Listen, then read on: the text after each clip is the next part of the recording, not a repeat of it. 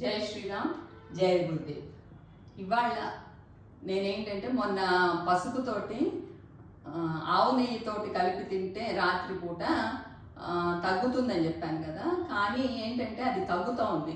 కానీ మళ్ళా మనము కార్బ్స్ అంటే మనం అన్నము ఇడ్లీ ఇవన్నీ తింటూ ఉంటే మళ్ళీ పెరుగుతూ ఉందన్నమాట. సో ప్రోటీన్ ఫుడ్ ఎక్కువ తిని కార్బ్స్ తక్కువ తింటేనే అది మెయింటైన్ అవుతుందని నేను గమనించాను అనమాట.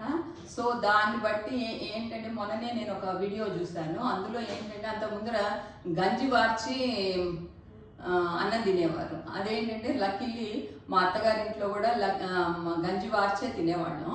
సో ఇప్పటికి కూడా అదే కంటిన్యూ అవుతుంది. ఇప్పుడు ఏంటంటే ఆ గంజి వార్చిన అన్నము మనము ఫ్రిడ్జ్లో పెట్టి ఆ మర్నాడు వేడి చేసుకుని తింటేనంటే దాంట్లో ఉన్న పోషక విలువలు తగ్గి ఏంటంటే it will take a long time, మనకి అరుగుదలకి లాంగ్ టైం పట్టుద్ది. కాబట్టి దానివల్ల మనకి ఏంటంటే షుగర్ లెవెల్స్ ఎక్కువ పెరగవు.